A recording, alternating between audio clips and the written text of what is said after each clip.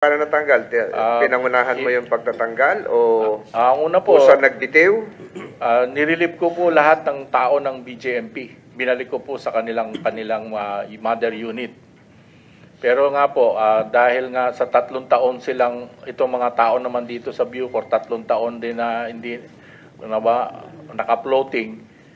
So pagpasok po ng mga nakaupong mga Bucor, doon naman po ako nagka-problema. No? Ang sinalo ko pong problema, nung pagpasok ko noong October 24 last year, nagsalita po yung mga PDL na, Sir, pwede po ba kaming magsalita na? Kami po yung mga pinagsasaksak, ito yung mga sugat namin. Tapos yung mga Bucor employees din na correctional officers na pinagugulpe ng previous administration, lumabas rin sila, nag-file din po sila ng kaso. Ako naman, na-discover ko na nag-iwan ng pera ng 1 billion, pero hindi naman po pala natapos yung project.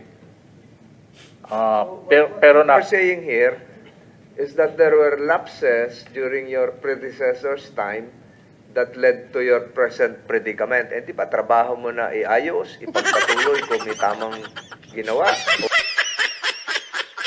Niyari siya din, Senator Tolentino. Di ba trabaho mo na ngayon yan? Bakit sinisisi mo pa yung nakaraan? May problema eh. May problema ka natagpuan. Yan yung sinasabi mo.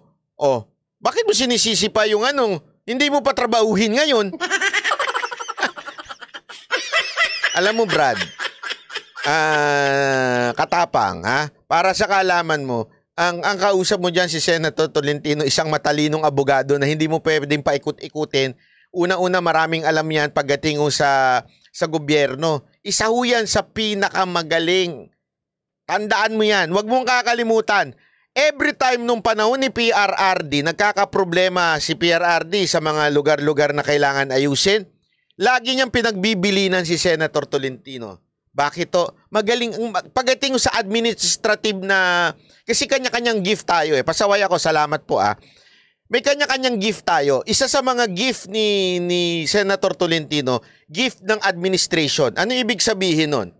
Kasi merong gift na leader. Ano yun? Leader. Yung siya ay visionary lang. Alam niya yung mga kailangan. Okay? Alam niya kung ano yung gagawin. Pero pagdating sa ilalim, hindi siya ganun kagaling. Meron lang siyang leadership lang ang kaya niya. Pero pagdating sa ilalim, medyo yung pasikot-sikot, hindi niya masyadong kabisado. Alam mo, isa yan sa pagdating sa administrative, magaling si Senator Tolentino. Parang katulad ho yan ni Senator Bongo. Kaya, tapos abogado pa. Kaya hindi nyo pwedeng paikot-ikutin yan. Parang sinasabi niya, may problema, di ba? Problema, dinatnan mo. Nung nakaraang administrasyon, sinasabi mo, problema yan. O bakit di mo solusyonan ngayon? Sino pa inaantay mo? Tao ni Pinoy si Tolentino. Hindi ho. Tao ni PRRD po si Tolentino ho. Malapit po yan. Kaya nga ho yan nanalo nung pagkasenador. Malapit po yan. Tao ni yan. Personal na kadikit ni Pangulong Duterte po ito si Senator Tolentino. Hindi dapat ibintang lahat doon sa nakaraang administrasyon ng Bucor kung ano yung pagkakamali ngayon. Yung ba ang gusto natin palabasin ngayon?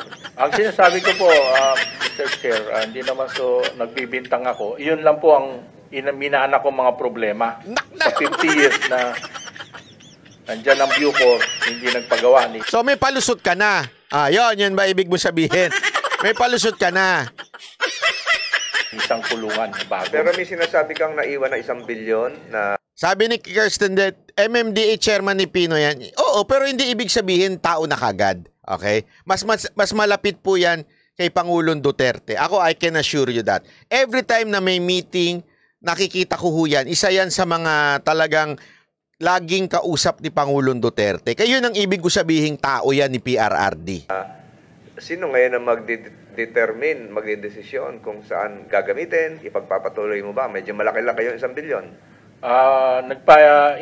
Nagka-retrieve po rin ako ng Bureau of Inquiry at kaya nakapag-file po kami ng plunder case kay Bantag. Pero ngayon po, kausap namin yung mga nagpagawa niyan, mga kontratista. Sabi nila, Sir, tatapusin po namin yan kahit lugi kami. Pero Ano ba yung gagawin nga?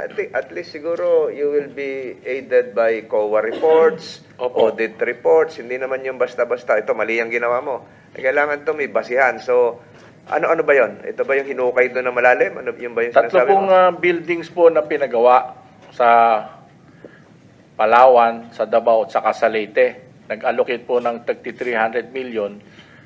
Hindi po natapos pero nakubra na po yung almost 1 billion pati sa CIW at So ayan po, mahaba po yan, hindi na natin papakinggan. Anyway, dyan po talagang barado ho siya kay Senator Tolentino dahil puro palusot. Ito hong si Katapang. Puro ho siya dahilan, puro kung ano-ano sinasabi niya para pagtakpan ang kapalpakan niya at ibintang sa nakaraan. Lagi niya sinasabi yan.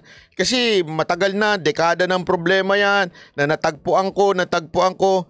Mr. Katapang, hindi yan ang question sa'yo eh. Lahat kayong nakaupo ngayon, meron natagpuan problema. Kung panay ang daldal mo, dinaig mo pa yung mga babae, ay sorry naman.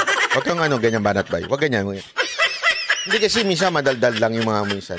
Dinaig mo pa yung iba na sobrang daldal na kesa asikasuhin mo at ayusin mo yung natagpuan mong problema. Di umano, natagpuan mo ha, di pa nga kami kumbinsido dun eh. Ha? Ayusin mo na lang. Huwag ka nang napakaraming palusot.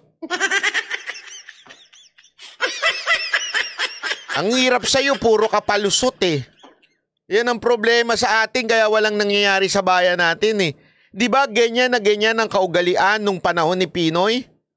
Lahat ng mga sekretary niya, pag tinatanong tungkol sa problema, laging sinisisi yung administrasyon ni Gloria, administrasyon ni Erap, sinisisi palagi. Kaya walang nagawa eh. Di ba? Oh, nung panahon ni PRRD, walang ganyan. Bawal mo sisihin yung nakaraan. Basta pinwesto ka dyan, ayusin mo yung problema. Ngayon, kayong mga nakaupo ngayon, pinwesto kayo dyan para ayusin ang bayan. Kung hindi nyo kaya, mag-resign na lang kayo.